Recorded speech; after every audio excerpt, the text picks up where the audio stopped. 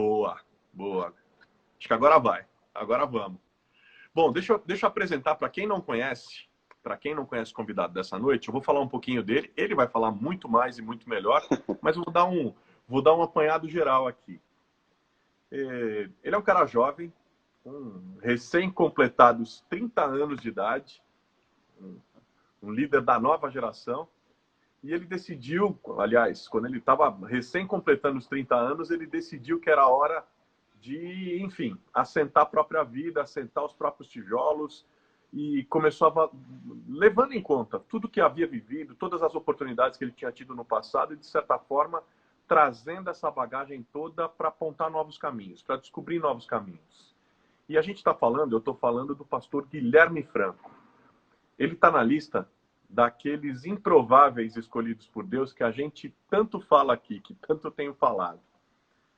Tinha muitas possibilidades pela frente, mas pelo menos em 3 vezes ele deu uma guinada até encontrar de fato um lugar onde ele acolhe e ele é acolhido da forma que o seu coração dizia que era para ser. A primeira vez foi jogando futebol, a segunda fazendo faculdade e a terceira, quando tudo parecia mais ou menos encaminhado, surgiu a inquietação para que dela, então, viesse a transformação que ele tanto procurava. Mas, enfim, tudo isso aí ele vai contar para a gente aqui nessa noite, a história dele, a caminhada dele, as experiências dele. Guilherme, querido, prazer enorme ter você essa noite aqui com a gente, viu? Pô, cara, obrigado, de coração. Eu me sinto muito honrado. Eu falei pra você, quando você convidou, eu falei, será que você, acho que você tá errando o número aí, cara? Será que sou eu mesmo? Porque eu me acho tão pequeno. Eu tenho assistido as suas lives, em enfim, cada baluarte da fé aí, Edmeia, enfim, vi tantos amigos passar aqui, o Ed, cantores. Rapaz, eu falei, vamos conversar, vamos contar piada, falar alguma coisa, mas talvez saia alguma coisa legal aqui pra gente poder discutir, falar sobre o reino de Deus, falar sobre esse tempo difícil, mas eu me sinto muito honrado, cara, de verdade. Eu tenho admiração muito grande pelo seu trabalho também. A gente já se conhecia sem se conhecer. Então, eu acho que foi em João Pessoa, né, que a gente se viu pela primeira Foi, vez, lá no Sete foi, Queiroz. Eu falei, pô, aí foi. vai, queria te conhecer. Mas que alegria, cara. Obrigado pelo privilégio, de estar aqui. Eu espero que seja um tempo muito proveitoso e gostoso aqui, de compartilhar a vida. A baita honra, velho. E, aliás, eu queria já começar perguntando para você, enfim, fazendo aqui uma observação e já te perguntando. A gente está vivendo pela primeira vez uma situação onde várias gerações se unem, várias gerações juntas, estão enfrentando o mesmo problema, uma pandemia. Isso é inédito. E uma pandemia que impõe para a gente um monte de tarefas. A tarefa de cuidar do outro, a tarefa de pensar em formas de como é que a gente pode passar por isso juntos, diminuindo o impacto em termos de saúde pública, em termos de perdas de vidas, em termos econômicos, né? Não deixar de ter atenção com aqueles que mais precisam no momento em que as privações aumentam demais, no momento que a desigualdade fica muito mais gritante, né? E aí, velho, antes de você contar a sua história, eu queria que você contasse um pouco, queria saber um pouco, você que sempre foi um cara que foi um passo à frente, sempre teve um passo à frente de um tanto de gente da sua própria geração. Como é que você tem atuado, ou como é que a sua igreja, como é que a Ponte tem atuado para minimizar o mal que a pandemia trouxe para além do vírus? Dando um passo para trás. Tudo começou aqui em Recife. Para quem não sabe, eu sou de Recife. Nós plantamos uma igreja chamada Ponte há mais ou menos 5 anos e meio atrás, só para entender um pouco do contexto. Então, a igreja, ela é uma igreja bastante atuante na sociedade. E eu confesso, assim, Carlos, que quando aqui houve um decreto, a gente teria culto no domingo. Eu não lembro qual foi aquele domingo. Foi o domingo que as igrejas de São Paulo começaram a cancelar culto. Eu tento dizer que São Paulo parece estar uma semana na frente, na perspectiva quando começou aquela crise pesada. Mas foi no sábado que o governador Paulo Câmara decretou que no domingo não poderia mais haver reuniões acima de 500 pessoas. E a gente decidiu no sábado cancelar o culto. Mas assim, A não ser algumas igrejas bastante estruturadas, a nossa, por mais que seja igreja grande, a gente não tinha uma transmissão boa, então foi um tempo de redescobrir, de repensar. Então a gente cancelou o culto sábado à noite, fizemos um culto com celular no domingo, e aí eu vi todo mundo indo para a internet, cara. Inclusive, assim, acho que você é a terceira live que eu faço. Eu de fato, assim, eu dei uma sumida, porque eu não estava bem, cara. E eu acho que uma das coisas que a gente precisa entender em tempos como esse, não existe essa possibilidade de você não reconhecer de fato como você está. Eu acho que tem muita gente que tem forçado e talvez tentando demonstrar para que ninguém se esmoreça. Eu fiquei muito mal, cara. Eu fiquei não só mal na primeira semana, mas na segunda. E eu tenho contado que foi no terceiro domingo, na segunda semana, ou seja, eu tive uma crise, assim, cara. Eu chorei bastante porque eu estava bastante perdido, cara. Eu estava assim, sem saber como líder, como tratar a nossa igreja, tentando também trazer esperança para o povo, mas meu coração não estava bem, cara. E então, essa perspectiva que eu falei sobre esse passo atrás, eu acho que eu tive que dar uma sumida para entender o que fazer. Porque, por mais que eu acredite que líderes têm que ter iniciativa, a gente tem que pensar mais à frente, eu acho que em alguns momentos da nossa história a melhor coisa a fazer é recuar um pouco para falar assim, peraí, deixa eu entender um pouco melhor. Porque isso era muito novo, cara. Eu costumo dizer que para todos nós, quando a gente ouviu pela primeira vez falar sobre o coronavírus, o que me impressionou não foi o coronavírus ou a gripezinha que falavam na época, ou sei lá, não vou entrar em política aqui, mas o que eu quero dizer é o seguinte, o que me impressionou no final do ano passado era sobre, o começo desse ano, a velocidade que os chineses estavam construindo os hospitais. Não sei se para você também foi assim. Exatamente, E, exatamente. A e a gente não notícia estava que era preparado, cara. a notícia mais forte era essa. Os chineses fazem tudo muito rápido. Aí começou aquela coisa, ninguém imaginava que aconteceria o que está acontecendo hoje. Então, o que a gente fez, cara? Eu, de fato, assim, eu dei uma sumida, eu fui entender. Liguei para vários amigos, inclusive, que fizeram live com você aqui. Liguei para o Ed, liguei para alguns pastores. Eu falei assim, cara, como é que vocês estão vivendo isso? Porque eu estou bastante perdido, assim. Não tenho medo de reconhecer assim, essas minhas a falta de fé de vez em quando, o medo que a gente tem como líder. E aí, cara, na segunda-feira, após a crise pesada do domingo, eu costumo, assim, quem caminha comigo sabe, assim, já compartilhei isso no meu coração, eu comecei a visitar um pouco a história do apóstolo Paulo, na segunda carta aos Coríntios, quando a igreja de Jerusalém está passando por dificuldades, a igreja de Corinto vai lá e abençoa aquela igreja. E eu comecei a revisitar também toda a nossa trajetória na perspectiva que quando a gente plantou a igreja, nós tínhamos muita expectativa do que Deus ia fazer. E é engraçado que a gente projeta e tem muita fé no começo. A gente fala assim, Deus, a gente pode passar por crise, por dificuldade. E o sentimento que a gente tinha é que a gente agora estava no meio dessa crise, desse problema seríssimo. E o que a gente entendeu, então, como igreja, que era a hora mais do que nunca, cara, de enxergar essa crise como uma grande oportunidade. Eu sei que muita gente tem falado isso nessa perspectiva, mas de fato, assim, a gente entendeu que, e eu tenho para mim que vai acontecer duas coisas depois da crise. Uma vai ser o sentimento que as pessoas que foram conservadoras vão dizer: passamos por isso tudo e conseguimos, inclusive, cuidar de algumas coisas que nós tínhamos, mas a consciência não vai estar tranquila. Ou uma outra vertente, que a gente fez tudo para com todos e talvez nós vamos perder algumas coisas, algumas estruturas que a gente gostava, mas nós vamos ter o povo. E com o povo a gente consegue reconstruir tudo de novo. E a gente decidiu, então, naquela segunda-feira, como conselho da ponte, de ir para essa vertente, de vamos parar agora e vamos ser igreja mais do que nunca. É uma chance da gente pregar o evangelho e constranger através do amor de Cristo. Então, foi mais ou menos esse sentimento inicial que a gente teve no nosso coração, nessa perspectiva, foi mais ou menos isso que a gente sentiu e agiu como igreja.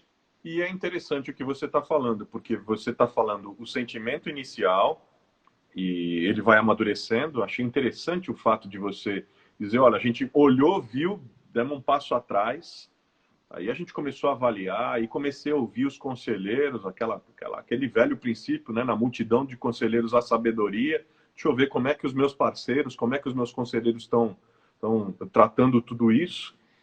E aí, eu tenho conversado também aqui, tenho conversado com vários colegas, vários parceiros de ministério também, e uma pergunta muito comum, muito frequente que eu tenho feito é: e para frente? Qual que é a sensação que você vai ter? E eu penso que dos líderes que eu ouvi, você é o mais jovem dos que eu estou ouvindo, né? Uhum. Qual que é a tua percepção? Você é dos que eu ouvi, é o mais jovem, né? É um líder jovem, de uma igreja jovem, que está olhando para isso de uma forma diferente, inclusive consegue olhar já na perspectiva da oportunidade. A igreja, depois disso tudo, você acha que ela vai ser igual? E se ela não for, que tipo de igreja a sociedade vai precisar no pós-pandemia? Beleza. Deixa eu te pedir uma coisa, Carlos. Às vezes eu falo demais, cara. Então você pode me cortar, que todo mundo que está comigo fala assim, Gui, você fala muito. O cara pergunta uma coisa e você não para de falar. Então se você falar demais, você pode me cortar, Tranquilo, tá eu vou bom? interagindo e vou puxando Eu os estou em ganchos. casa aqui. Nessa segunda-feira da crise, eu li outra passagem quando Marcos capítulo 4, Jesus disse para os seus discípulos assim, vamos atravessar para o outro lado.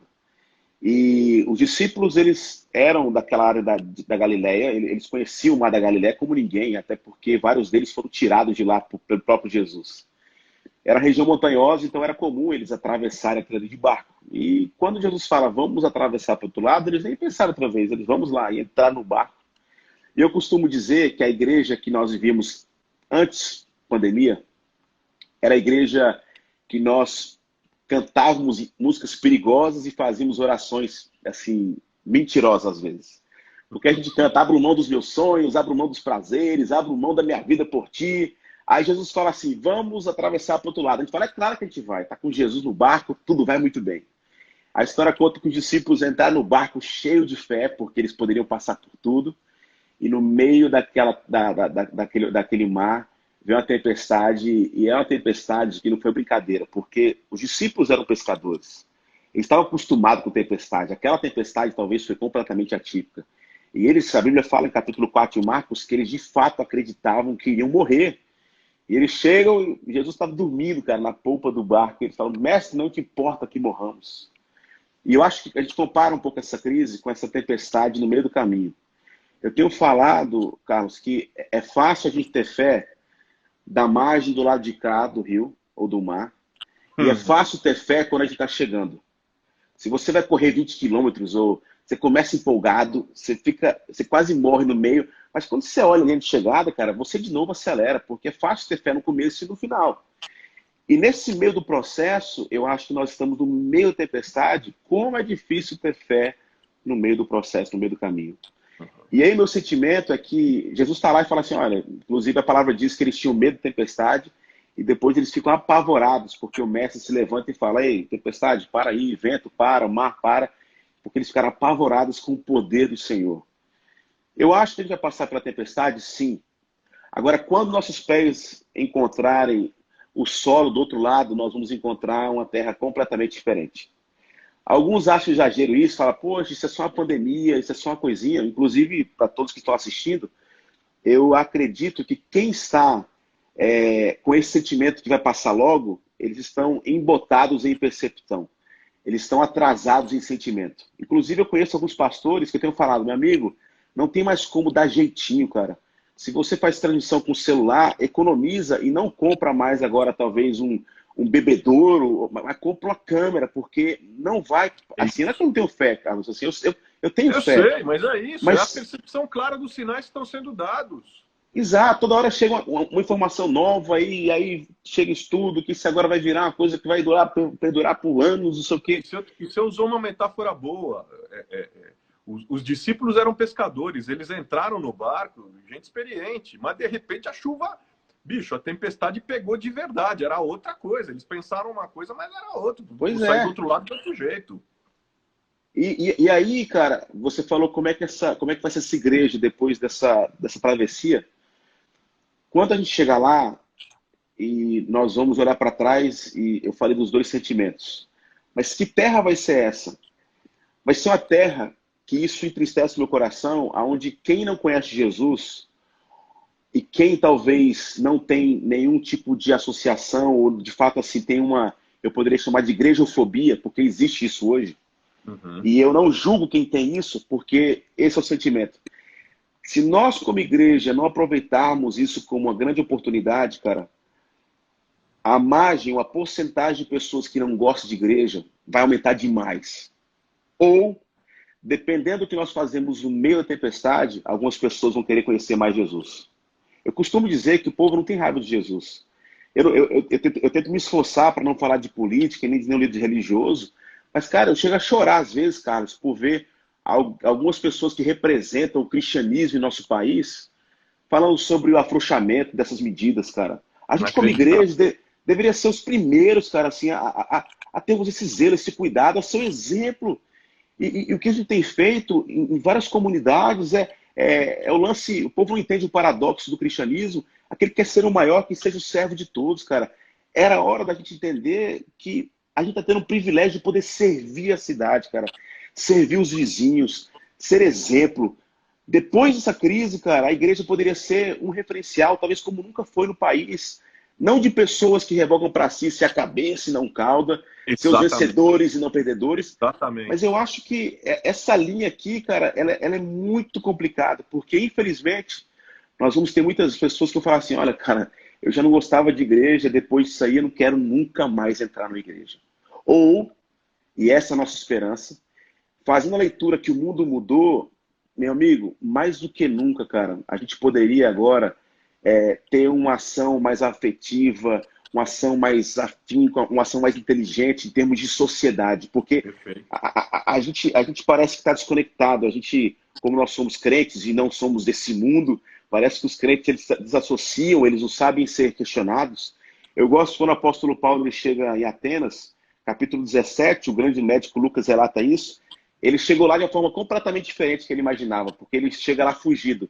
E diz que quando ele chegou lá, Carlos, ele olha para a cidade e fala assim, Paulo, observando a sociedade ateniense, percebeu que os homens construíam estátuas de mármore.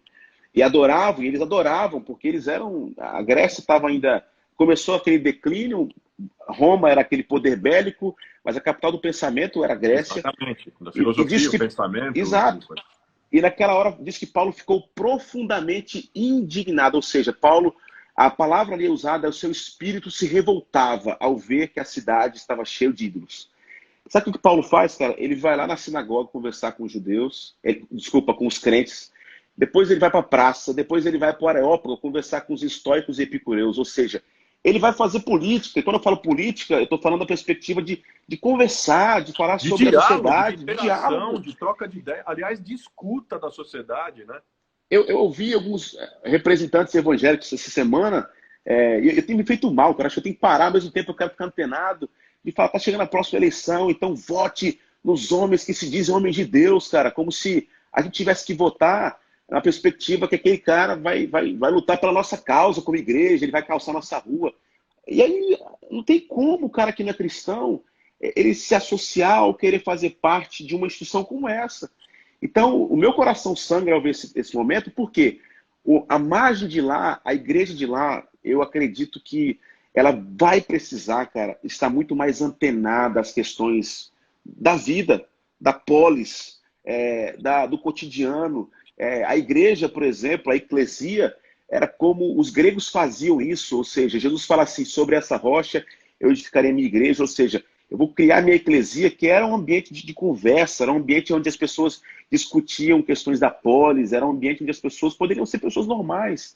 Então, essa igreja, cara, se ela não se preparar, eu creio assim, que a religião, ela não vai diminuir, porque depois de toda a pandemia, depois de toda a guerra, o povo não tem onde se apegar, ela vai se apegar, inclusive a esses caras que não representam o evangelho puro e simples, mas eu creio que nós precisamos encarar isso como uma grande oportunidade, cara, mais do que nunca, de servir ao chegar do lado de lá das pessoas assim, rapaz, eu nem gosto muito de igreja, talvez eles nem sabem qual a relação que eles têm, mas aquela instituição que eles não sabem qual é, e pode ser a igreja no caso, aquele povo, na hora da crise, eles conseguiram transparecer uma coisa diferente. Eles estavam lá. E fazer aquilo que a gente foi chamado, que é cuidar de gente, que é preservar a vida, que é guardar as pessoas.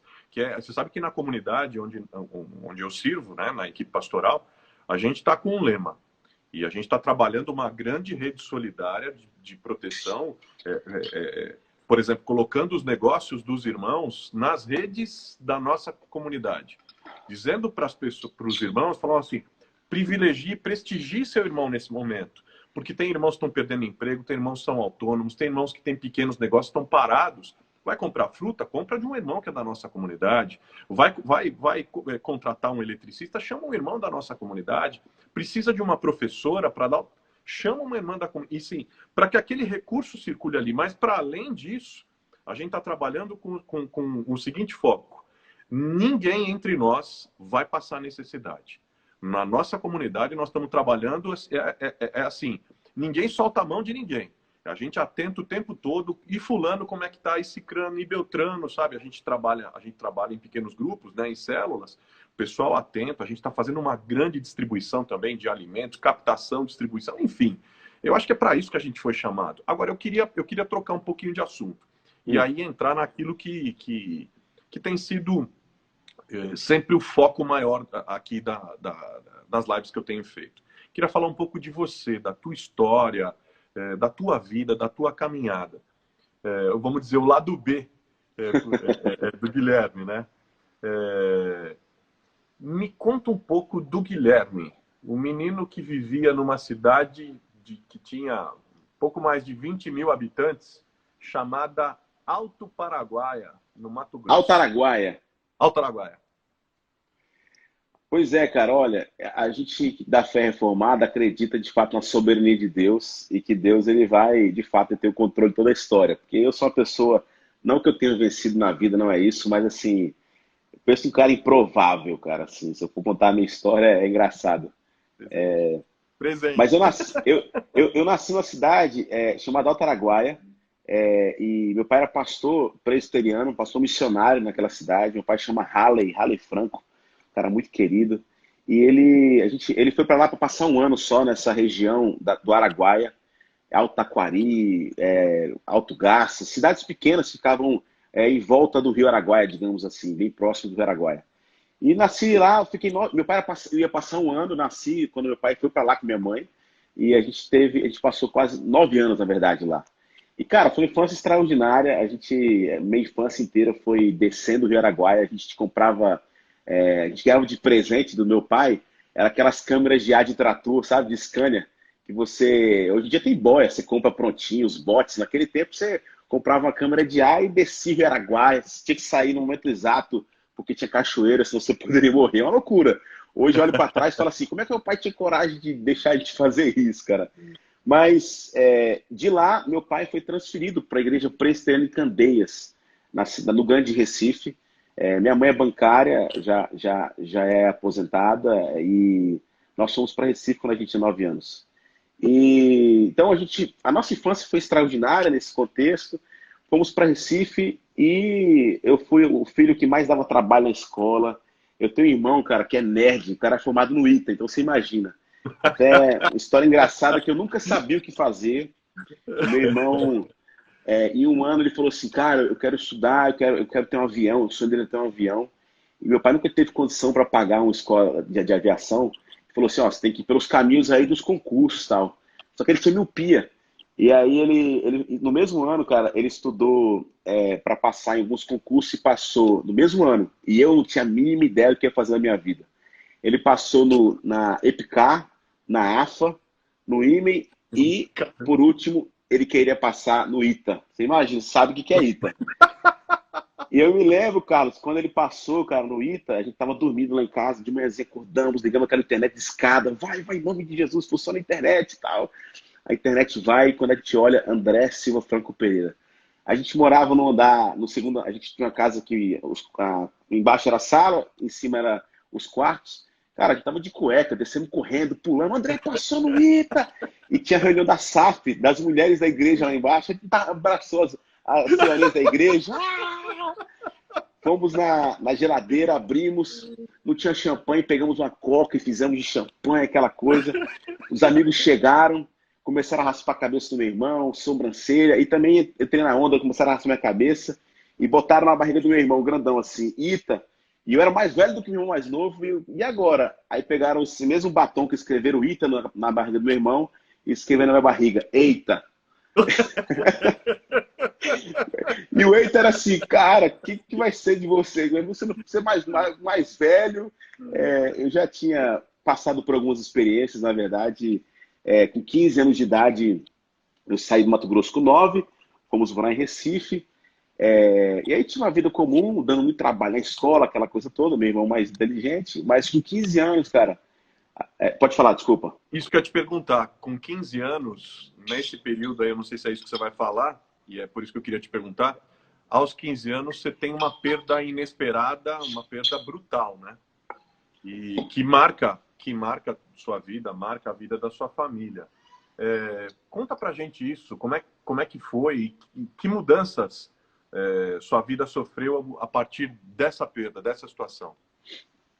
Nós éramos 4 filhos lá em casa. Tenho um irmão mais velho, o Alex. Eu era o segundo, o André e a Marina. O André é o gênio daqui, o mais novinho. E como a nossa família era muito grande no Mato Grosso, a gente foi para Recife. E em 98, 99, cara, você deve lembrar, passagem de avião era caríssima. Transbrasil, Varig, FASP, né? Andar de avião era luxo. Você tinha um bilhetezinho bonitinho assim, todo escrito, enfim. E, cara, a gente então ia de carro. A gente pegava o carro e viajava 3 dias de Recife até o Mato Grosso. E naquele ano, como a gente só podia viajar em férias escolar, a minha mãe não pôde viajar porque ela trabalhava no Banco do Brasil. E a gente foi, meu pai e os 4 filhos. E, cara, férias espetacular, a gente teve um tempo muito especial, revisitando alguns lugares que a gente cresceu, descendo o rio, tempo fantástico. Na volta, a gente dorme em Brasília, na casa de um tio nosso, e saímos bem cedinho, cara, porque meu pai acordava 4 da manhã, pegava o carro e viajava o dia todo. A gente tinha uma Elba, aquela versão esticada do Fiat, né? Eu acho que hoje nem tem mais. E aí entramos de manhã no carro, cara, saímos, viajamos umas 2, 3 horas, já estávamos na Bahia já. Cara, de uma hora para outra, o pneu traseiro direito explodiu, o pneu com câmara de ar. A gente não sabe o motivo, não, tá, BR assim, cara, linda, assim, sem buraco nem nada. E quando o pneu explodiu, o carro caiu para a direita e começou a capotar várias vezes. E quando meu pai tentou trazer o carro para a pista de novo, caiu para a direita, tentou trazer, o carro rodou e começou a capotar. Quando parou, cara, assim, eu olhei para trás, meu pai estava desmaiado, meio sonolento, assim, deitado. A minha irmã com a perna presa, meu irmão do meio todo ensanguentado, e meu irmão mais velho, Alex, estava atrás de mim, não estava no carro mais. Eu então comecei a ver se estava coisa comigo, eu saí pela janela, assim, pelo que não era janela, né? Era só um buraco onde não sobrou nenhum vidro no carro. E fui chamar meu irmão mais velho para me ajudar, porque eu achava que ele tinha saído do carro, ele estava uns 10 a 15 metros. Eu fui lá, ele estava deitado assim, chutei o ombro dele, fiz, Alex, me ajuda. Eu fui tirar minha família do carro. E tirei meu pai, tirei minha irmã, o meu outro irmão, e o Alex deitado. E eu não sabia, mas eu cheguei, peguei no ombro dele e falei, vamos lá. E quando eu rodei ele, cara, eu tinha percebido que, na verdade, ele não tinha saído do carro, mas ele tinha sido jogado para fora do carro.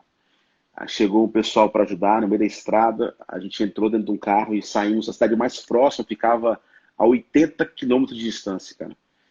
Então, colocaram meu pai, que estava mais grave, junto com meu irmão, e eu fui com a minha irmã e com meu outro irmão, e chegamos no hospital. Eu lembro que eu vi os médicos, cada um foi para uma sala para ter os tratamentos, tá? Eu fiquei sozinho, eu não sofri nada, nenhum arranhão, e achei o meu irmão mais novo, o André, achei a minha irmã, achei meu pai, só que eu não achava o meu irmão mais velho. Eu perguntava pro pessoal lá, onde é que tá meu irmão? E ninguém respondeu, não, ele tá passando por um processo cirúrgico e tal, daqui a pouco você... E aí eu vi o caminhoneiro que tinha levado ele. Eu cheguei, abracei o cara, não conhecia, chorando. Eu falei assim, por favor, cadê meu irmão? Me fala. E aí ele falou assim, olha, seu irmão faleceu. Cara, eu tinha 15 anos, cara, assim, foi o pior dia da minha vida, assim. Eu me lembro, assim, você não tem, na verdade, assim, na hora você fica até meio perdido. Você fala, você não consegue entender. Minha mãe distante, todo mundo mal, a gente no meio do estado que a gente não conhecia ninguém. Cara, mas isso faz parte um pouco assim. Eu entrei numa crise muito grande, cara, assim, de alguns embates com Deus, de querer entender por que Deus fez isso, por que Deus ele deixou o meu irmão morrer com 17 anos do meu lado.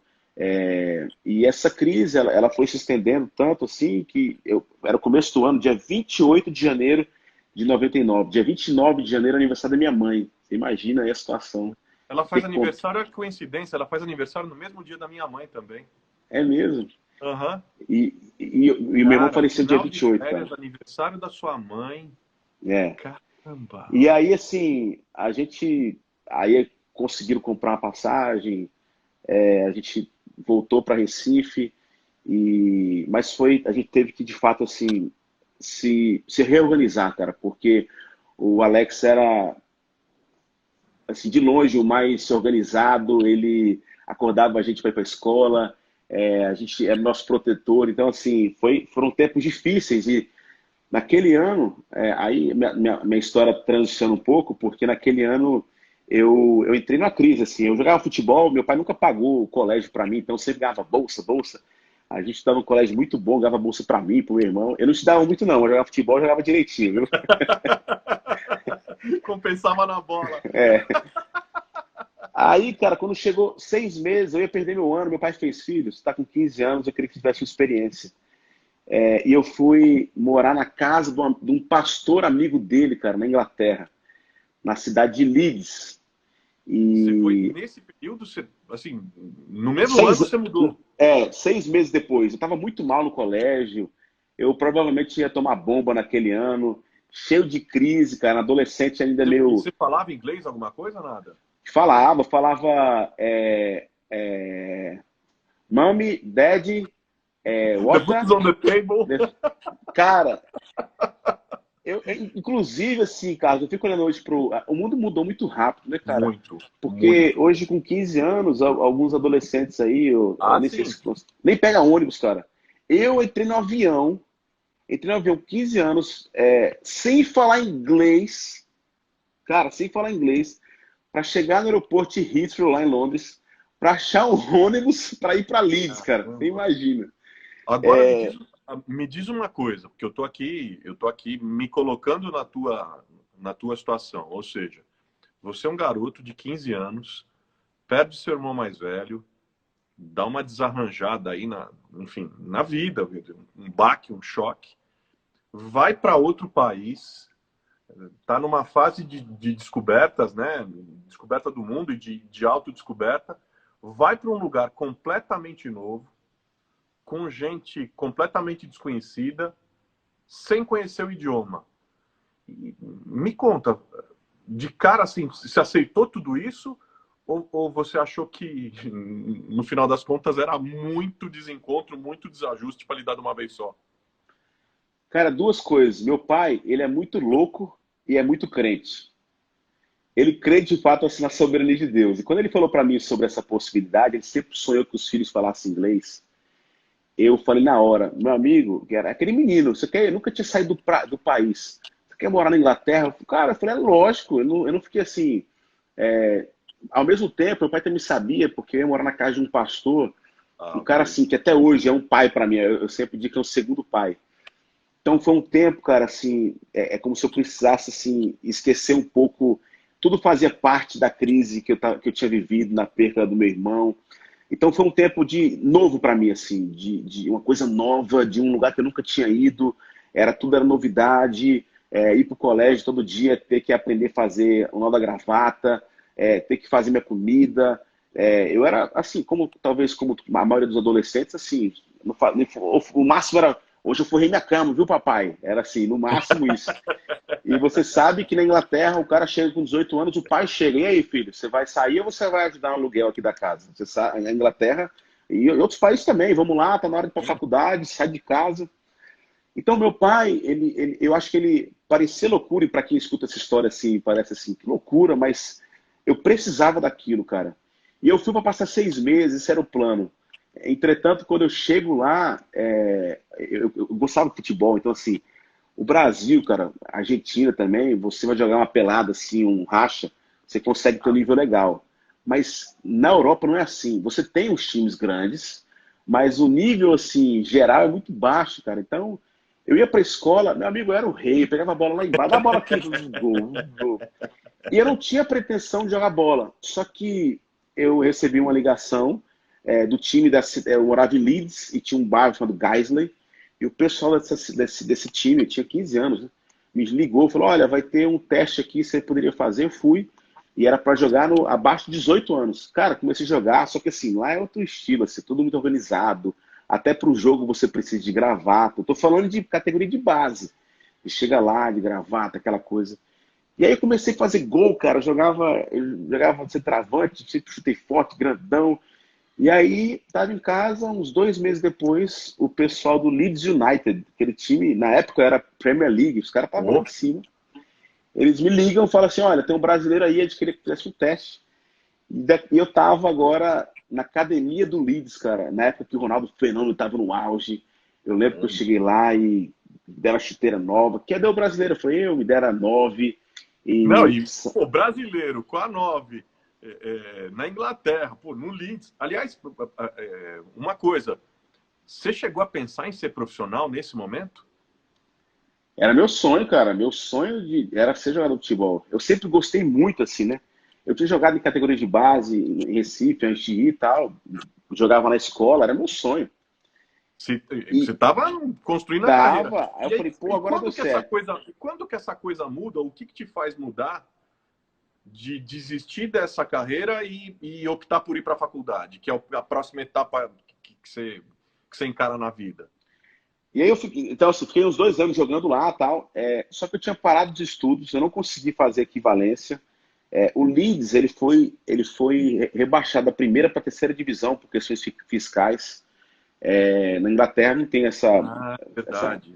E aí, quando caiu, eu, um cara da África do Sul, da Argentina, nós não tínhamos passaporte, nem parentes com passaporte europeu. A gente jogou um tempo depois o Sunderland, que era outro time. E depois, cara, eu falei, meu irmão, eu vou estudar, vou voltar para jogar no Brasil, fiz alguns contatos, voltei para o Brasil com 17 anos. Ainda fiquei uns 6 meses jogando no Náutico. E quando eu volto, cara, eu monto um estúdio, eu ganhei um pouco, não muito dinheiro, mas assim, ganhei uma graninha lá fora, monto um estúdio de música. Cara, já fiz tudo na vida, já vendi jeans, eu já exportei fruta, eu já tive estúdio de música, eu já comprei avestruz. Rapaz, eu contar. Aí, cara, eu voltei aquele negócio, futebol, falei, rapaz, será que é isso, tal? Aí eu recebi uma possibilidade de fazer administração de empresa, eu gostava sempre de negócios, e fui estudar em São Paulo, no Mackenzie. A gente conseguiu uma bolsa, jogava pelo time do Mackenzie também, e aí comecei a administração de empresa. Não, agora eu vou ser empresário, cara, eu faço futebol, não dá certo, eu não sou um cara extraordinário, foi legal que eu vivi na vida, vou ganhar minha bolsa aqui, estudar. Passei, fui fazer administração de empresa, e aí quando acontece o maior marco da minha vida, que eu digo, porque eu morava no bairro do Bexiga, todo dia saía andando e indo e voltando ali para o Mackenzie, ele por baixo e tal. E, e eu comecei a ter uma crise, cara, porque eu, como filho de pastor, vivenciei tanta coisa especial na vida, já tinha feito tanta coisa. Eu comecei, um dia, a ler um livro, cara, de um cara que você conhece, tem muito apreço, do Ronaldo Lidório. Ô, E, ô, e eu comecei a ler a história dele, assim, para quem não conhece, o Ronaldo Lidório talvez é o maior missionário que a gente tem, sem assim, esse dúvida, cara, sem dúvida. a história dele, quando ele chega nos Concombos na África, é extraordinária. Ele vai lá, tenta um dia, não dá, a chuva no outro dia, e aí vai aquela coisa. E aí mostrando como é que ele chegou lá, e a história dele com a Rossana, sua esposa, com seus filhos, das mais de 20, sei lá, 30 malárias que o cara pegou, e aquelas coisas todas. E, cara, eu comecei a ter uma crise, de fato, assim, é o chamado irresistível. Eu olhava assim para minha vida e falava assim, caramba, bicho, o que que eu fiz para Deus, assim? Eu nunca fiz nada para Deus, assim. Na perspectiva de fato, pensando como ministério, né? E até mesmo como a vida comum, cara. Eu acho que eu nunca tinha falado de Jesus para ninguém, cara. Eu acho que eu fui um péssimo exemplo para muitos amigos, assim. E foi difícil depois que eu me quis ser pastor, o pessoal falava, ei, rapaz, esse cara é pastor, não vai dar certo, aquela coisa toda. E até hoje não dei certo, não. Eu tô tentando todo dia.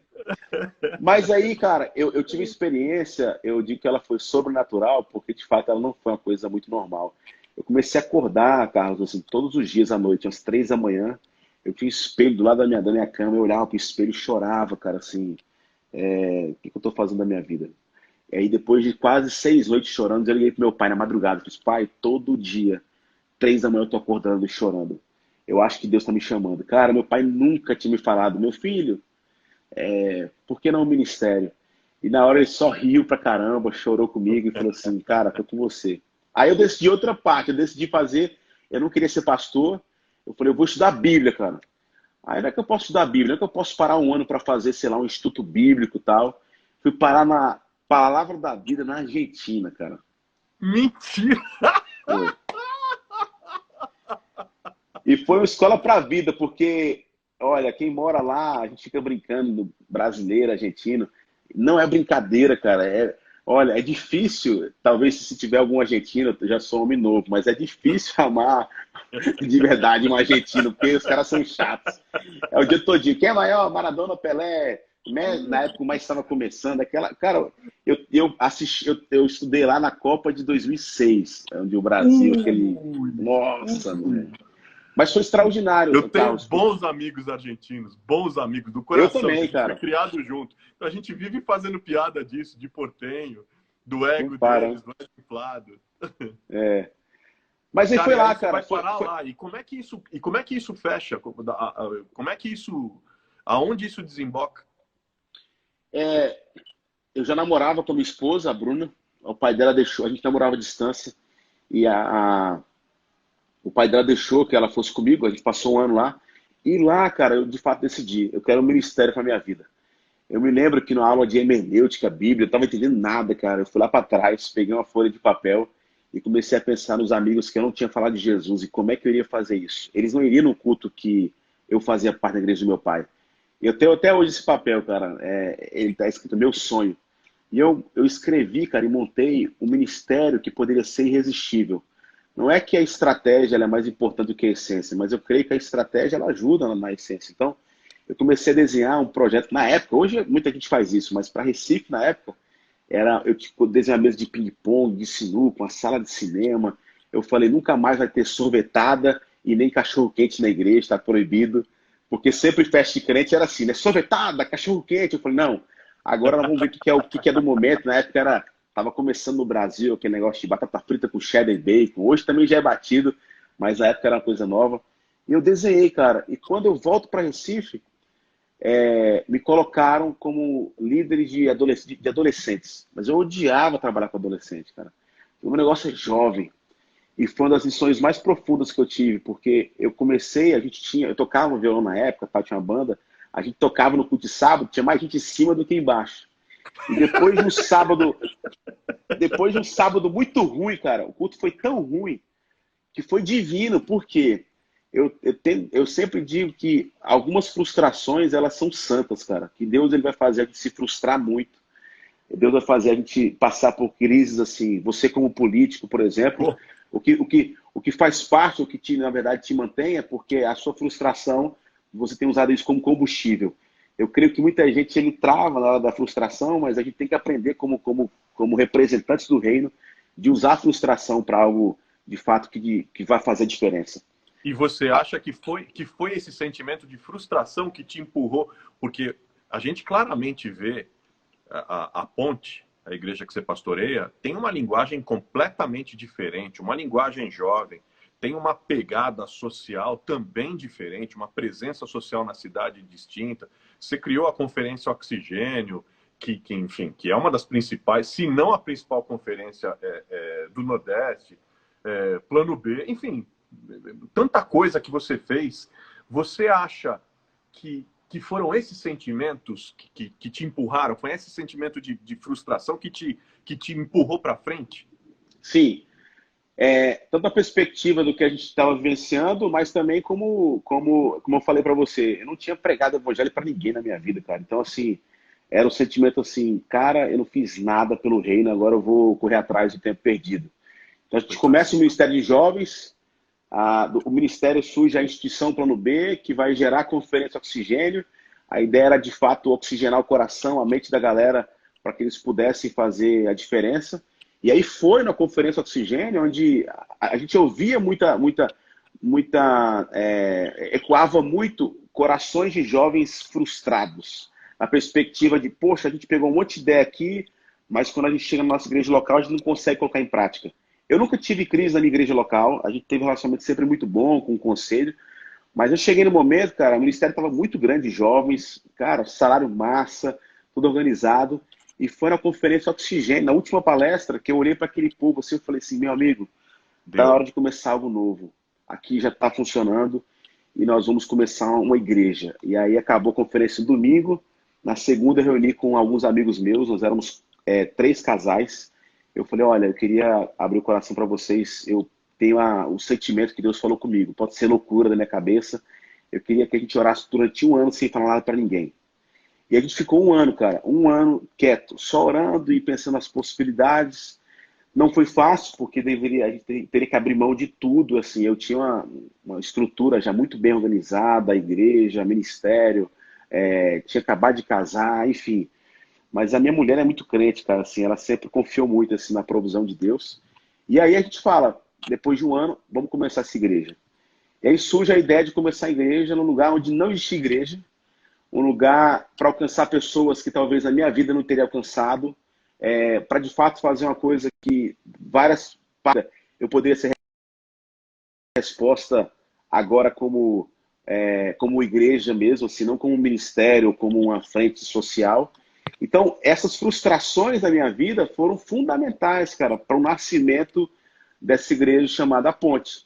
E aí veio um lance Nós temos, engraçado. nós, Ah, a gente tem 2 minutos para acabar essa primeira parte. aham. Tem 2, 3 minutos aí, daqui a pouco vai começar a apitar. Mas eu não podia deixar de te perguntar duas coisas. Você está falando da ponte, eu não podia deixar de te perguntar duas coisas.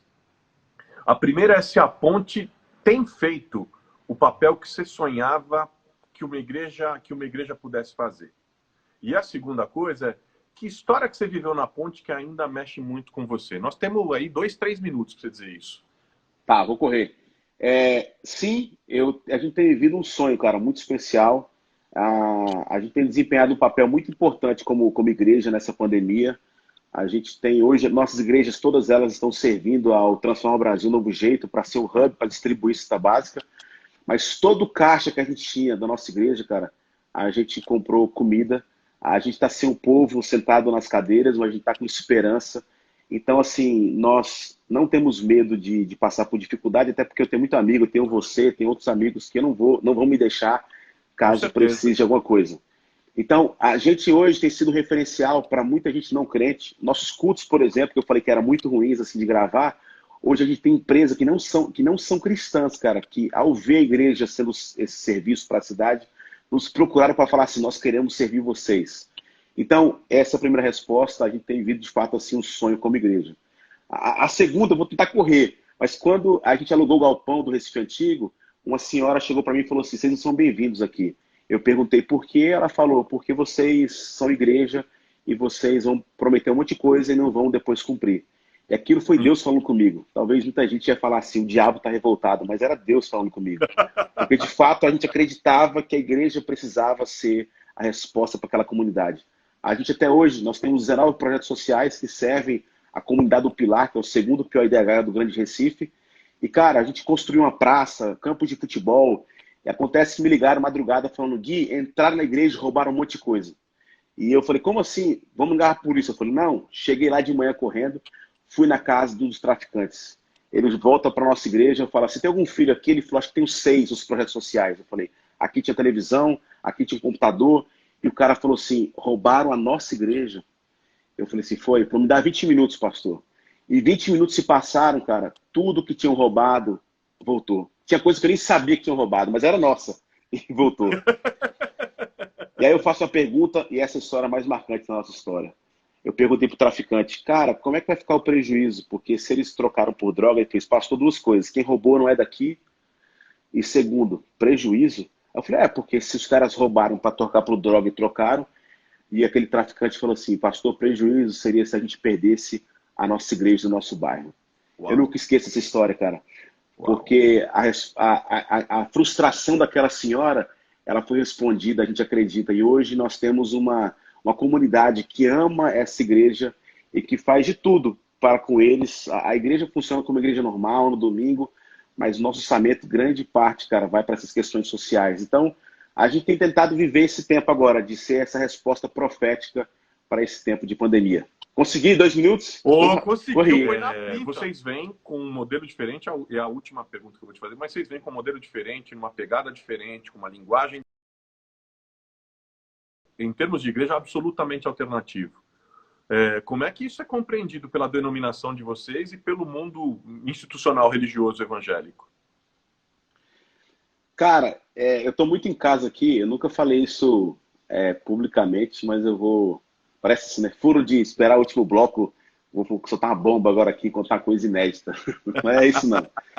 Mas, assim, eu acho que a gente pode falar isso com bastante responsabilidade e sem querer falar mal de instituição alguma. Eu sou formado pelo Seminário Presbiteriano do Norte, fui ordenado como pastor presbiteriano, e foi um tempo muito especial na minha vida, cara, assim, que a gente passou entre vários amigos. A gente, de fato, assim, foi muito tratado por Deus, crescemos muito, assim, é uma instituição muito séria, você sabe disso. Sim, sim. E nós, então, desde quando a gente começou, nós começamos com uma congregação da Igreja Presbiteriana de Candeias. Acontece que a coisa cresceu tanto, hoje a gente tem 7 cultos, são quase 3.000 pessoas por final de semana, e a gente sempre foi uma igreja bastante missional. E quando eu falo missional, só para que o povo entenda o porquê do nome A Ponte, porque a gente começou a igreja onde nunca não existia igreja, desde 1626, cara, porque entre a guerra dos holandeses e portugueses, as igrejas protestantes foram expulsas. Então, você só chega no bairro da Recife Antiga através de pontes. E quando Paulo fala que assim como o Pai nos religou, reconciliou com Jesus Cristo, a gente confia o ministério da reconciliação, o ministério de ser ponte. Só para entender esse contexto que é importante. Ao querer fazer essa conexão, a gente teve sempre 3 perspectivas: relacionamento, cultura e serviço. Relacionamento é o que a gente tem. O serviço, se você hoje se mudar para Recife e falar assim, cara, quero fazer parte da sua igreja, a gente vai te perguntar, depois de um curso de membros, você quer servir aonde? O que você faz? Sou político, médico, mas eu não quero servir, quero só ficar aqui. Nós vamos falar assim, obrigado, cara, mas você não vai se tornar membro. Todas as pessoas que são membros da Ponte precisam servir, ou no aspecto da questão social, dos projetos sociais, ou no domingo, servindo café, por aí vai. E a questão cultural, que agora talvez é o mais problemático para as instituições. Porque a cultura, para nós, a gente divide em 2 áreas, que é a cultura do conhecimento bíblico, ou seja, da gente falar, da profundidade, de quanto a gente precisa saber de teologia. A gente sempre usa a máxima aqui, que a Ponte ela tenta comunicar o velho de maneira nova. Então a gente não desvincula a questão histórica, mas a questão da cultura. Nós estamos num berço cultural. O Recife é muito rico, cara. E hoje, infelizmente, a igreja perdeu muita coisa porque começou a demonizar. E, cara, como é belo a cultura local, como é que a gente pode conversar? E a gente começou, então, a fazer um evento chamado... Fala. Esse é um ponto. Até nem tava programado, mas ao falar da cultura e da relação de vocês com a cultura, isso me remete a um livro, O Cristo e Cultura, do Niebuhr. Uhum. E nesse livro, ele fala de 6 perspectivas com relação a esse diálogo entre Cristo e a cultura.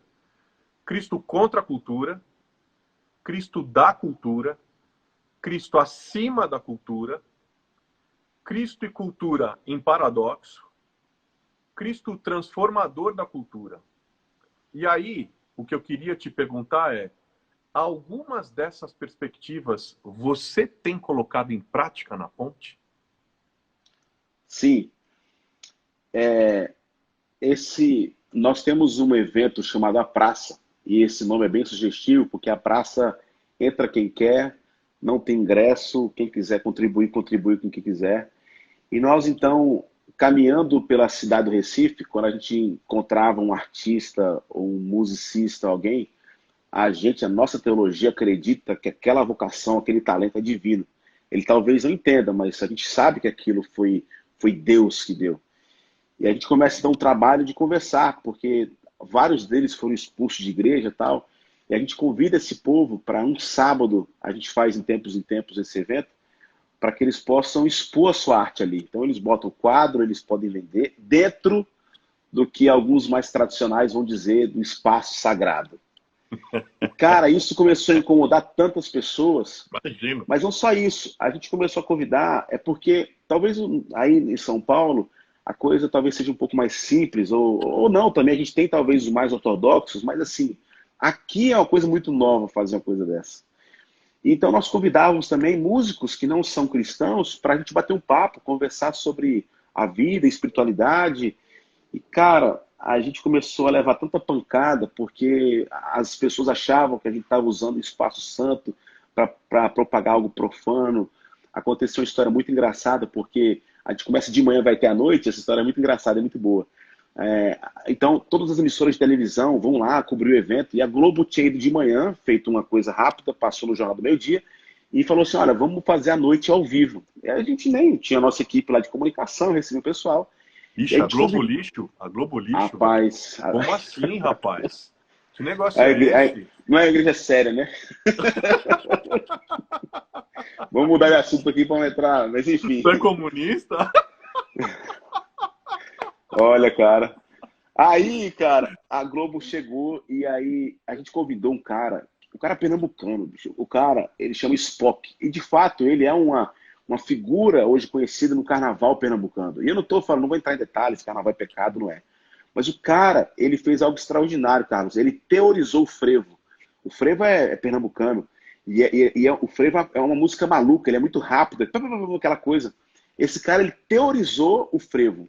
E a gente então chamou porque a gente queria conversar com ele, e ele também ia trazer alguns músicos, e sempre quando alguém fala a perspectiva profissional, depois a gente veio com uma palestra menor e falava sobre o cristianismo de maneira inteligente.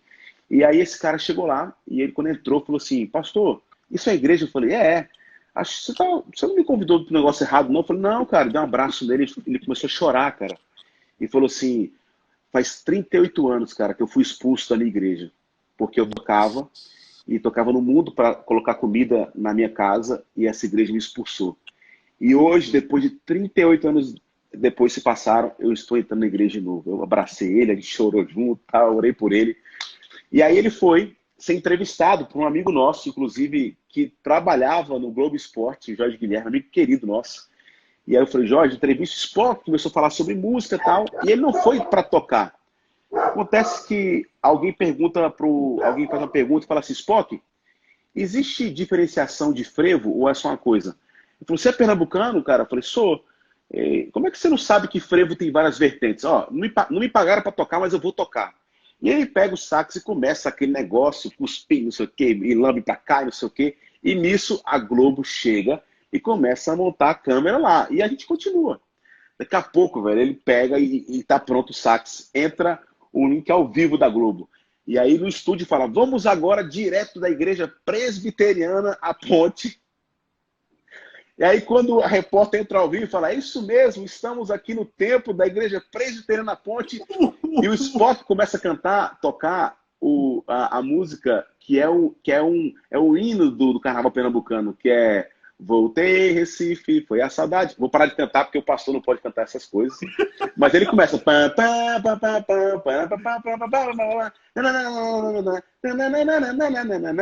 Cara, imagina então, veja bem, eu não vou dizer que a gente não planejou, era sábado, mas imagina um presbítero tomando a sopa dele.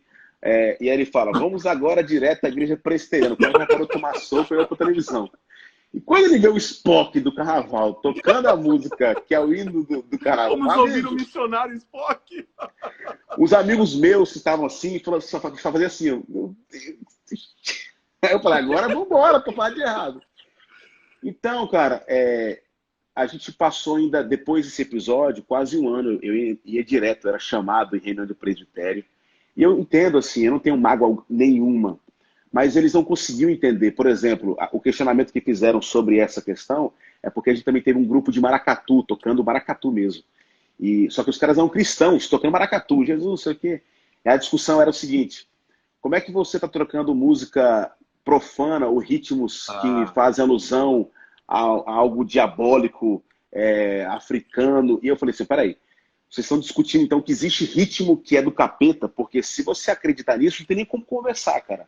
Não tem como conversar com alguém que acha que existe ritmo que não seja de Deus, cara. Você pode tocar uma música sacra, mas assim, e colocar uma letra horrível, mas não tem como você discutir, cara. Então, como é que... Se for norte-americano, tudo bem. Aí tudo bem. Os tambores. Cara, você acha que na África o louvor é como? É Hillsong? Assim, cara... E aí a gente foi tentando nas reuniões, até que a gente tomou uma decisão, cara, porque ele tava fazendo mal, a gente não foi expulso, Mas por conta dessas tensões, cara, a gente resolveu, como igreja, como conselho, no meio do ano passado, nós entregamos a nossa carta de desligamento. Então, assim, hoje nós não somos mais oficialmente igreja presbiteriana. A gente continua sendo igreja reformada. A gente, cara, é uma loucura, porque a Ponte parece uma igreja jovem, com luz. A gente faz leitura do breve catecismo, cara, catecismo do Teologicamente Westminster. sólida. A gente fala sobre, enfim, comunicar o velho de maneira nova. A gente leva pancada? Leva, cara, demais, porque a gente quer comunicar o novo de maneira inteligente. Mas sabe o que aconteceu nessa pandemia, cara? E tem sido muito especial, porque eu queria até deixar isso uma palavra, assim, de reflexão. Muitos de nós que estamos começando, a gente tem medo porque a gente talvez se acha inexperiente, cara. E eu acho que no reino de Deus, Carlos, a falta de experiência é uma bênção. Porque quem tem muita experiência, às vezes, ela vai agir baseado simplesmente naquilo que ela viveu. E eu creio que nós, como jovens, nós precisamos entender que existe algo profético, cara, que a gente pode parar de acreditar só em nós e, de fato, tomar algumas medidas que, se nós fôssemos muito experientes, cara, nós nunca teríamos Talvez coragem. não tenha coragem de fazer. Então, eu dou glória a Deus, cara, porque a gente nunca teve dinheiro. Mas não foi isso que fez a gente parar. Eu dou glória a Deus porque o nosso conselho, e assim, eu louvo a Deus porque a gente faz parte de uma igreja onde os meus grandes amigos fazem parte do nosso conselho, cara. E quando eu liguei para eles, falei assim, olha, a gente tem 150 mil reais na conta, que isso era... Eu falo sem medo de dinheiro aqui. E eu falei assim, olha, a gente vai talvez perder tudo, mas não vai deixar ninguém passar fome. E os caras falam assim, tamo junto, cara. A gente pode perder tudo, mas depois da tempestade, se a gente chegar do lado de lá, cara, sem nada, mas com o povo, tá tudo resolvido, cara. E como tem sido especial, sabe o que, Carlos? A gente vê várias igrejas dessa que caíram em cima da gente, ligando, falando assim, ei, tem como vocês nos ajudarem, cara? E tem sido especial demais, cara, poder ajudar essas pessoas que foram contra a nossa instituição, que foram contra a ponte. Então eu digo para todo mundo, cara, que eu tenho vivido um sonho, cara. Eu faço a coisa que eu mais amo com as pessoas mais sem experiência do mundo, porque, cara, se a gente fosse experiente, cara, a gente ia falar assim, pessoal, vamos pegar nosso dinheiro, vamos tentar se organizar, porque a crise vai ser pesada. Eu dou glória a Deus por cada um que faz parte dessa igreja, porque é um bando de... Nós não somos corintianos, mas é um bando de louco, entendeu? Esse é o último passo da conversão. Entendeu? Não, aí não, cara. Não creio em salvação se perder, mas nesse caso acho que se perde, viu? Aí não dá não. Deixa eu te falar uma coisa. Cara, muito obrigado por essa história. Que história incrível. E obrigado por me abençoar tanto, tanto. Nós vamos começar o Pinga Fogo, mas eu tô sentindo a tua imagem muito, para mim, ela tá muito oscilante. Eu não sei como é que tá para o pessoal. Pessoal, a imagem do Gui tá boa? A gente segue ou é melhor ele sair e voltar? Vamos ver aí. Vamos ver como é que o pessoal... Cara, que Tá boa experiência. aí, pessoal? Como é que tá? Como é que tá a imagem? Como é que tá a imagem do Gui? Parece que tá voltando melhor. Bom, vamos embora, vamos seguir.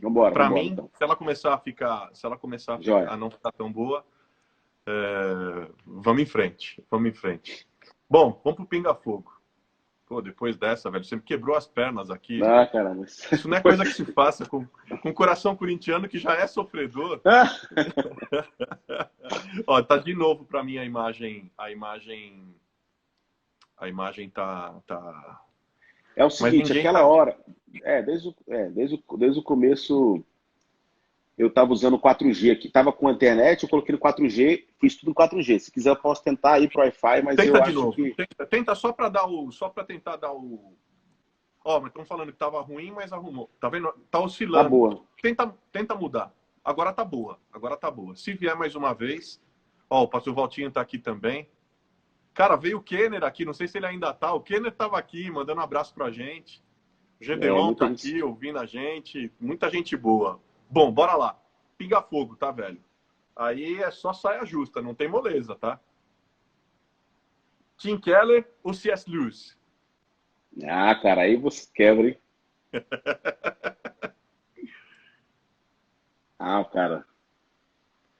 Eu tenho um carinho muito grande pelo Tim Keller, assim, tive a oportunidade de conhecê-lo. É o cara que eu mais leio assim, da atualidade. Acho que o C.S. Lewis é meio incomparável, assim, né, cara? Ele é embaçado, cara. A teologia que ele faz, a teologia prática, assim, tem que escolher mesmo, né? Então, C.S. Lewis. Ed Renekiewicz ou Paulo Júnior? Ixi.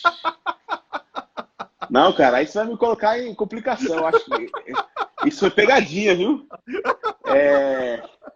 Isso foi pegadinha. Paulo Júnior.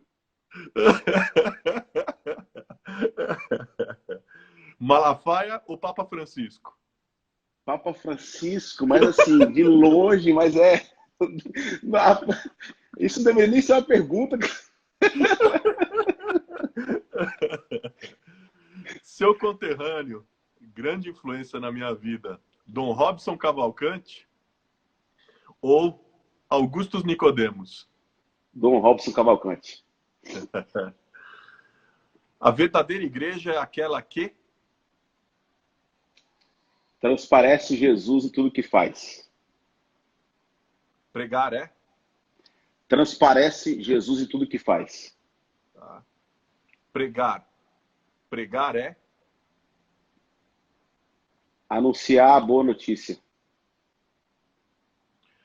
Orar. Orar é?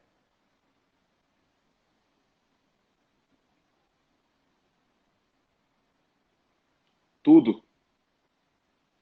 A vida é uma oração, diário, a busca, tudo. Oração, tudo começa com oração. Chamado é? Irresistível. Ser filho de pastor é? Complicado, mas existe uma luz no fim do túnel. Muito boa. Muito boa. Razão ou emoção? Emoção.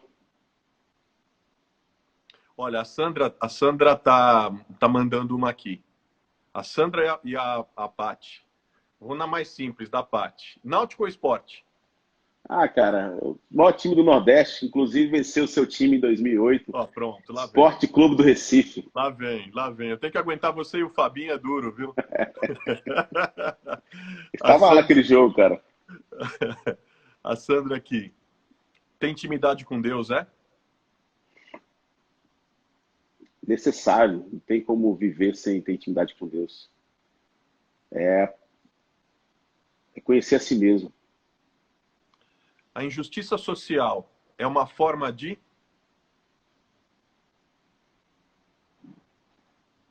Justiça social é uma forma de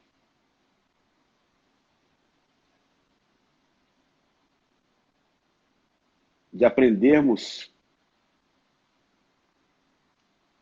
o quanto nós somos ingratos, o quanto nós somos travados, o quanto nos faz nosso coração de fato entender que nós podemos ser a resposta para esse mundo que sofre. plano B é?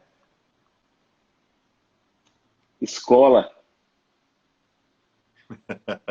Plano B, você está falando do ministério, né? Ou do É meu ministério claro. está falando. Ah, sim. Ah, claro, claro, claro. E a ponte? A ponte é?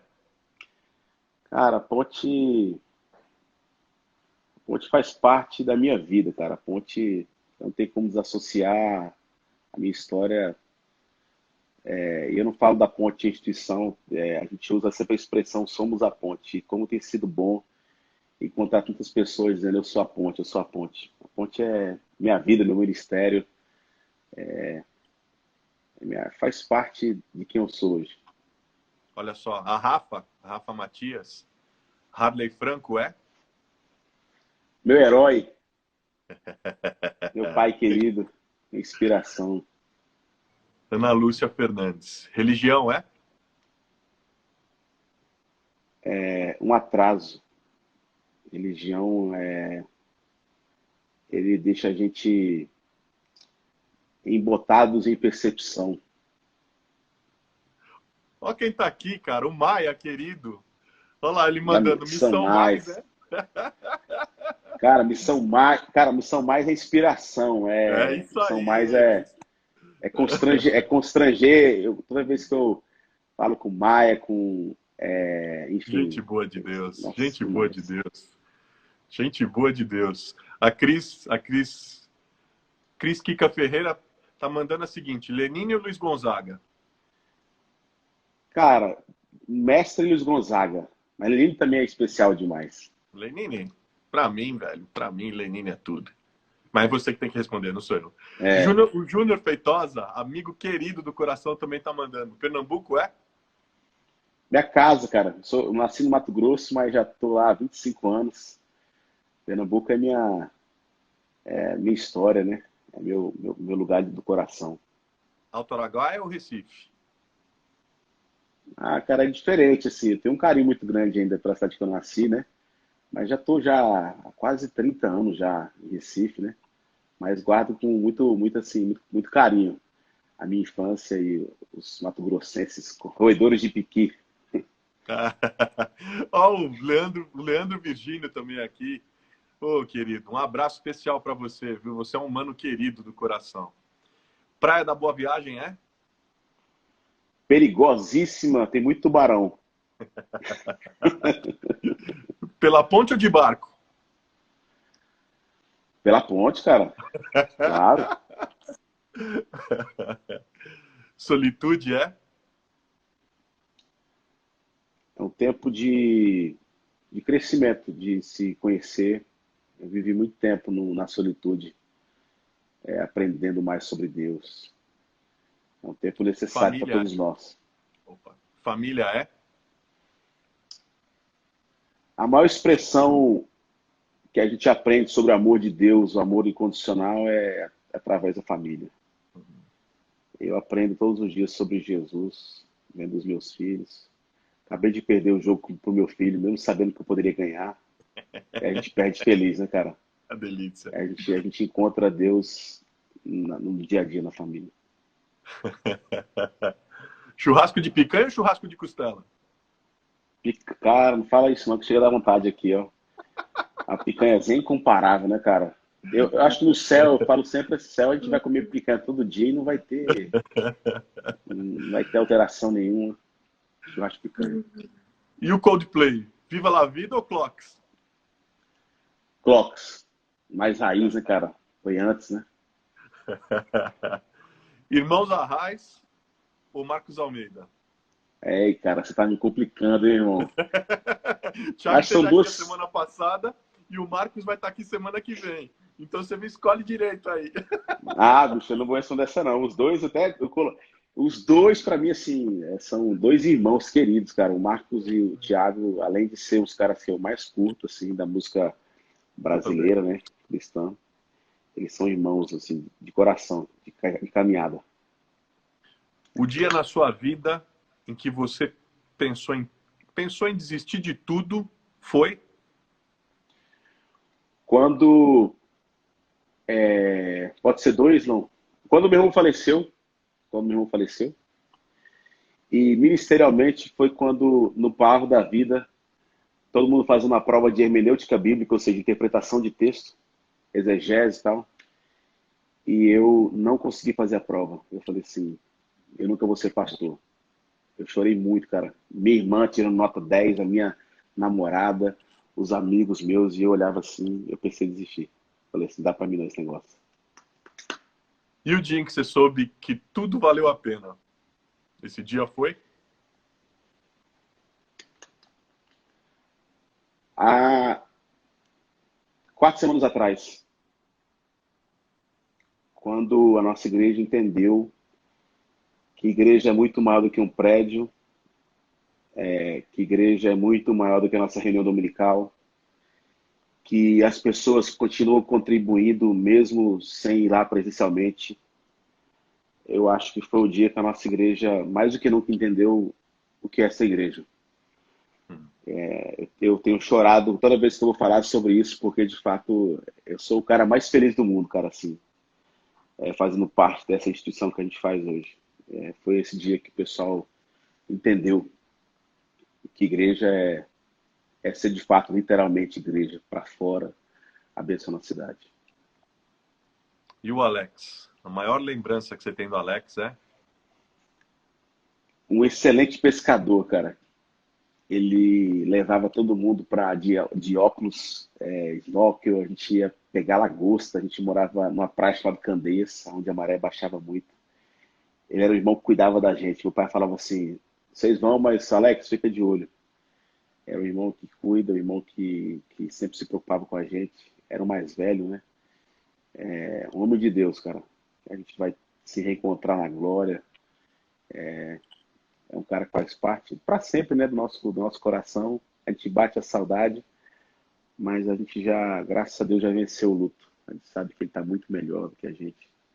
É o cara que a gente aprendeu. Até hoje a gente lembra dele, com muito carinho. Ser jovem evangélico é? Rapaz, muito difícil. Muito difícil nos dias atuais. A gente, inclusive, não falo só na perspectiva do mundo, mas até mesmo dentro das igrejas hoje. Eu acho que a gente está bastante perdido. Eu acho que essa pandemia vai nos ensinar muito. Igreja que acha que é evento seguro, ela vai ter que se reinventar. Mas são tempos sombrios, cara. Assim, muita, muita coisa, muita informação. São muitas pessoas emocionalmente doentes que não podem ser frustradas. Então, eu acho muito mais difícil ser jovem hoje do que na época que a gente foi. Com certeza. Livro que todo jovem evangélico brasileiro deveria ler. Para quem. Tem vários, né? Mas eu gosto de um livro, cara, que muita gente não fala, mas eu achei tão simples. Ele mudou a minha vida. Chamado Descontentamento Santo, do Bill Hybels. Porque ele fala justamente aquilo que a gente conversou aqui. Ele conta um pouco da história da Madre Teresa de Calcutá, do, do, esqueci agora o nome do cara que começou a visão mundial, o Bob Pierce. Putz, tá não. Peraí. Tom, tudo É bem, o tudo bem. Bob Pierce, né? Exatamente, Bob Pierce. Conta que quando ele foi na guerra entre a Coreia do Norte e a Coreia do Sul, ele foi para frente da guerra e acaba a sopa que ele estava entregando.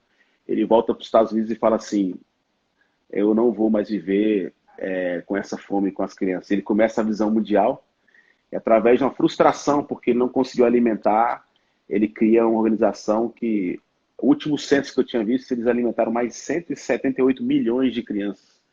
Então, o livro traz essa perspectiva: aquilo que te frustra, use como combustível para fazer diferença. Descontentamento Santo. Boa. Ó, o Leandro Virgínio provocando, ó. René Padilha ou René Terranova? Ah, meu amigo, não tem. Ó, cara, todo mundo que vai nessa vertente aí de venda de semente, de prosperidade, que não pode. Deveria arrumar um. Enfim, né, eu tô tão frustrado esses dias, cara, tô me segurando, cara, pra às vezes não postar as coisas, mas assim, tá difícil, viu, cara? Tá Mas coçando o enfim, dedo. né? René Padilha é sensacional, cara. Eu gosto muito da missão integral, assim, teologia sul-americana. Eu gosto muito, assim. Dom Robson, né? A gente acabou de falar sobre ele. Carlinhos Queiroz, um cara Carlinhos extraordinário. Queiroz. Vou trazer ele aqui, vou trazer ele Ah, aqui. cara. Eu sabia que meu casamento quem fez foi meu pai, Carlinhos Queiroz, e o pastor Armando Bispo. Tive um negócio Olha de peso, só, cara. que trinca, hein, velho? Caramba! Minha esposa fazia parte da igreja do Armando Bispo, lá em Fortaleza, né? Então, mas enfim, Carlinhos Queiroz também era um grande amigo da família. Enfim, homens especiais. Nosso mundo tem mais pontes ou mais muros? Muito mais muros, né, cara? E nós precisamos derrubá-los. E eu acho que a gente está vivendo uma fase triste, assustadora, se assim eu posso dizer. Se a gente for falar um pouco sobre a perspectiva da política, a gente acredita que não existe nada mais especial, a liberdade que nós temos. A gente às vezes se esquece, a gente acha que criando alguns muros para nos proteger, isso vai ser uma coisa positiva, cara, mas isso é uma tolice muito grande. A gente não precisa concordar, mas a gente precisa saber amar as pessoas, a gente precisa saber que são pessoas diferentes de nós. E a gente com certeza precisa ter mais pontes do que muros, derrubar esses muros aí. Isso não é negociar princípios, tá? Que fique bem claro, Claro, talvez. claro. Tem muita gente que ainda consegue confundir isso, que é o que é É. inacreditável. Mas vamos falar um pouco de futebol, vai. Vamos embora. O incomparável Pelé é. Incomparável, cara. É, não tem. Eu que moro na Argentina, quando o pessoal ainda falava, ah, Pelé é um Maradona, eu falava, não tem, eu vou discutir com vocês, cara. É mais ou menos como uma discussão aqui no Nordeste, quem é maior, Sport, Santa Cruz ou Náutico. Não tem discussão, assim, não tem, é uma coisa indiscutível. Aí vamos lá, senão eu já vou entrar, eu vou chatear alguns aqui já. E as outras gerações? Maradona ou Zico? Maradona, cara. Maradona acho que foi o segundo, cara, Monstro, junto ali. monstro, monstro. Zidane ou Ronaldinho? O pessoal fica com raiva de mim, cara. Eu acho o Ronaldinho um cara assim, extraordinário, mas como jogador que ajudava a equipe, que. Zidane, Messi ou Cristiano Ronaldo? Messi. Igreja e política são?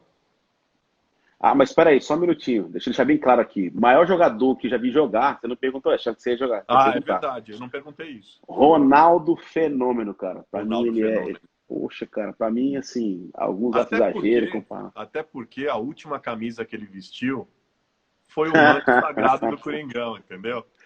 Você sabia, cara, que essa camisa que ele vestiu, o Fabinho, quando pregou pela primeira vez lá no Plano B, ele levou essa camisa e deu pra gente, cara, do Ronaldo Não Fenômeno. creio, sério? É, sério, cara.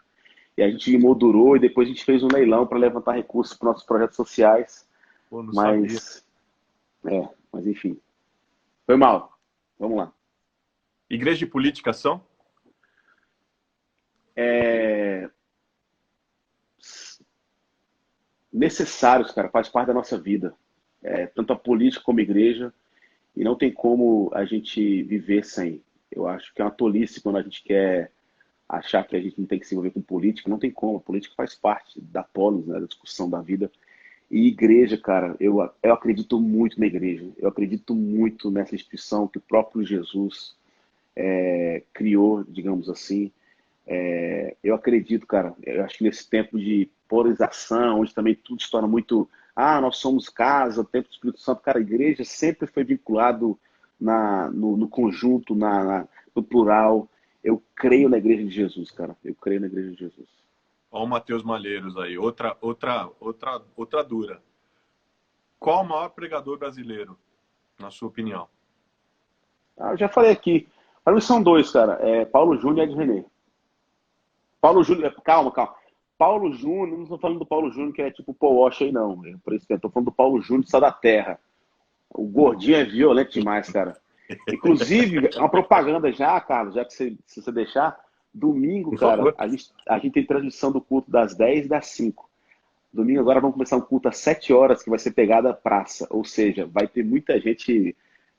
Isso é a primeira mão, ele vai divulgar isso amanhã na igreja. Nem o povo da ponte sabe disso. O primeiro episódio, cara, vamos falar sobre paradoxo. Vê que legal.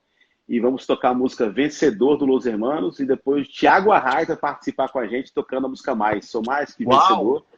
E a palavra vai ser de quem? Do rei dos paradoxos, Paulo Júnior. Paulo Júnior é o seguinte, ele é embaçado. Ele fala assim, ô Carlos, o céu é azul ou verde? Não responde rápido não. Você fala azul, ele fala, é verde, irmão. Ele começa a construir uma coisa diferente, né?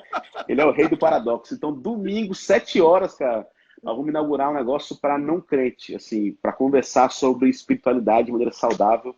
E o primeiro episódio vai chamar Paradoxo. Enfim. Vivemos no caos político ou vivemos no caos social? Eu acho que eu poderia responder os dois, mas acho que o caos social faz parte de um caos político. Eu acho que não tem como também você desassociar essas duas frentes. E é muito triste o que a gente tem vivido. Então, assim, eu acho que O caos político faz parte desse caos social. Não tem, sempre você, desde Roma, na opressão com os judeus, existia o caos social que foi gerado pela política, mas não tem como você desassociar essas duas coisas. Eu acho que a gente está vivendo o tempo de Roma hoje, cara. É o poder opressor, a igreja sem saber se posicionar, fazendo aliança com quem não deveria. Então, são os dois. Estou só tirando aqui. Vamos tocar o barco aqui, que tem gente já mandando fogo do céu e não sei o que mais. Tá? Tem gente aqui fazendo boa cumba, né? Que é mandando uma cumba de crente. Enfim, vamos em frente. Seu maior sonho é? Terminar bem, cara. Terminar bem. Eu acho que é uma das coisas mais complicadas. Quando eu vejo a história, por exemplo, do Dr. Russell Shedd, é uma inspiração. A filha dele sempre disse que só sabia que ele era pecador porque a Bíblia diz que os homens pecam.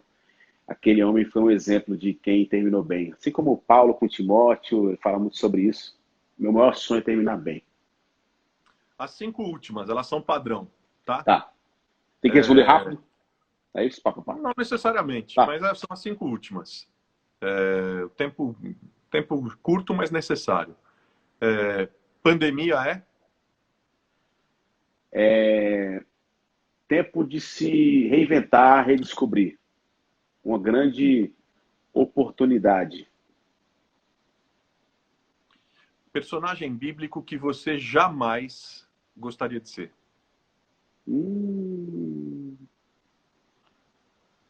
Caim. Por quê? Primeiro, por conta da minha história pessoal de um irmão, assim, ver alguém que matou o seu próprio irmão por conta de um coração invejoso. E não só por causa disso, a partir dessa história, você vê o que discorre a partir da genealogia de Caim. Então, eu acho que eu não acredito em pecado, em maldição hereditária, mas eu acredito que o que a gente faz agora ele pode repercutir por muito tempo se a gente não alinhar nosso coração, se a gente não de fato resolver nossas carências, as nossas dificuldades. Então, eu não queria saber que por causa do meu pecado eu fui responsável por grandes coisas posteriores. A gente falou de um personagem e um episódio, uma cena bíblica que você jamais gostaria de ter participado. Eu não queria ser Jonas na barriga daquele peixe, cara. Eu morro de medo de mar, de baleia, de grande peixe. Aquela história fica assim, meu Deus do céu. É pior do que alguém morrendo, pior do que ser Golias, cabelo do cabelo. Imagina. E um personagem bíblico que você gostaria de ter sido? Gostaria de ser? Cara, eu amo as histórias do apóstolo Paulo.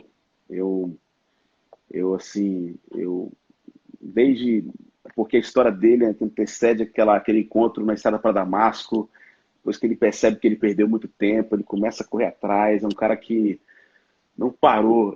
Paulo, para mim, foi um grande oportunista, e antes que me julguem, oportunista, para mim, significa... Para mim, não. Se você for ler, de fato, entender a etimologia da palavra, é aquele que aproveita a oportunidade. Então, acho que a gente vive nesse mundo que a gente precisa aproveitar a oportunidade, cara. Onde quer que ele estava, ele não perdia tempo, ele pregava o evangelho de Jesus. E um episódio, uma cena bíblica que você gostaria de ter participado? A multiplicação, cara, dos pães e dos peixes. Eu acho que ali foi algo muito didático, foi uma pedagogia extraordinária usada, onde não só pela perspectiva de quem recebeu o pão, mas eu gosto muito quando Jesus pergunta para 2 dos discípulos, né? Para André e para Filipe, como vamos fazer para comer, já sabendo o que ia acontecer. É interessante porque Filipe tem a resposta pragmática que eu e você temos, que é falar assim, Senhor, nem com 200 denários a gente tem comida para esse povo. Aí André é o cara que vai pegar na mão do menino e falar assim, olha, Jesus, tive uma ideia extraordinária. Cara, se a gente estivesse lá, Carlos, eu ia falar assim, ô André, para de brincar, cara, isso aqui é coisa séria.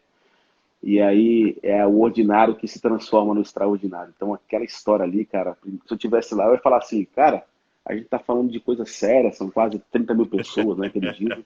E tu vem com a criança aí com alguns pães e peixes, acho que aquela história sensacional. Gui, chegamos no final. Deixa eu te perguntar uma coisa. A gente tinha até pensado numa surpresinha. Você acha que é viável ou é inviável? Rapaz, inviável, impossível. Inviável. Ok. Tá Faz doido. um favor para mim, então. Deixa uma frase, um pensamento como, enfim, como fala de esperança para todo mundo que está ouvindo a gente. Pessoal, queria agradecer vocês, viu? Todo mundo elogiando aqui a live, todo mundo gostando, todo mundo, olha só, o pessoal falando a Gumi está falando gratidão pela exemplar curadoria. Obrigado. Todo mundo aqui falando da live, falando do teu testemunho, falando da tua fala, da tua história. Olha só, Maia, que encontro sensacional. Você precisa estar numa dessas, viu, Maia? Vamos te arrastar aqui. Vamos te arrastar aqui. Mas uma fala tua, uma frase, um texto bíblico, enfim, algo que está no teu coração, uma música, enfim, algo que está no teu coração para você deixar como inspiração na direção da esperança para todo mundo.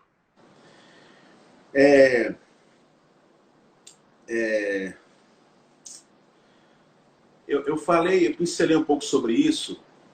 Talvez o áudio mudou um pouquinho, porque acabou a bateria Mudou, aqui. mudou. Não ficou ruim, não. Não? Tá bom. Então. Não.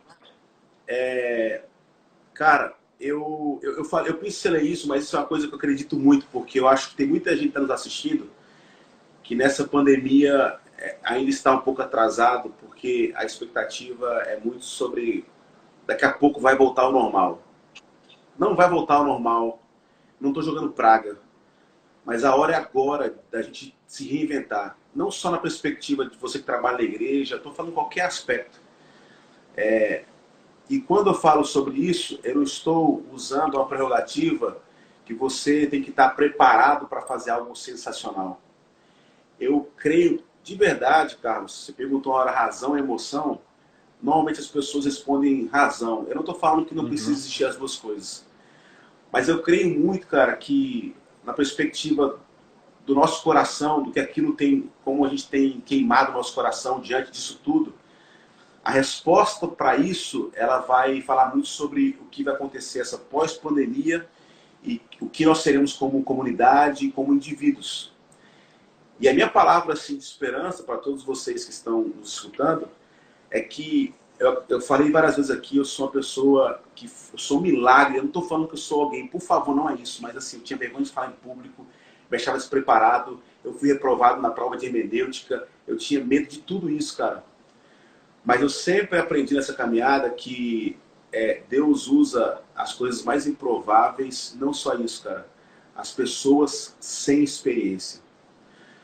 Eu tenho repetido isso desde o começo da nossa comunidade, tudo que eu tenho feito. Se eu fosse uma pessoa muito experiente, eu não me casaria, porque eu ganhava R$ 1.200 por mês e não tinha ajuda de ninguém. Eu não começaria um projeto com jovens, eu não começaria igreja nova, eu não faria as loucuras que a gente faz hoje, cara. Então, use essa falta de experiência para ter um coração que confia naquele que te chamou e te vocacionou para a obra. Eu não estou falando para a gente ser burro e irresponsável, não é isso. Mas é confiar em Deus. E confiar em Deus é começar a partir de agora, nessa falta de experiência, fazer alguma coisa. Tira a poeira, mas não pare, de fato, porque Deus tem algo especial para a vida de cada um aqui, quando a gente entende que, de fato, Deus usa pessoas sem experiência para o louvor da glória dele. E muito obrigado, velho. Obrigado a você, meu amigo. Obrigado por me inspirar, obrigado por me emocionar, obrigado por fortalecer minha fé. Cara, muito, muito obrigado. Obrigado por deixar o amor fluir nessa live. E mais do que isso, vou falar uma coisa. Obrigado por... O teu sobrenome é, na verdade, um adjetivo. Obrigado por ser franco, velho. Obrigado por ser franco. Tem tanta gente pagando de super-herói e nem tá percebendo que não consegue mais se conectar com as pessoas. Mas quando a gente vê cristãos, gente como a gente de verdade, gente franca como você, gente improvável como você e como eu, cara, isso faz a gente olhar para Jesus, olhar para a vida cristã de um jeito completamente diferente. Eu queria te agradecer de verdade, viu? Amém, te amo, cara. Meu velho. Força também, aí, cara. Fica firme. Obrigado, cara, de coração, viu? De verdade. Tchau, pessoal. Obrigado aí, foi um privilégio. E desculpa qualquer coisa, mas a gente vai aprendendo aí nessa caminhada. Tamo junto. E amanhã, 9h30 da noite, a gente tem nosso último convidado da semana. Amanhã, 9h30 da noite, vai estar com a gente aqui o pastor Ricardo Gondim. Vai ser outro papo para tremer o Wi-Fi aqui da internet. Beijo pra vocês. Obrigado, meu irmão. Deus abençoe, cara. Tchau.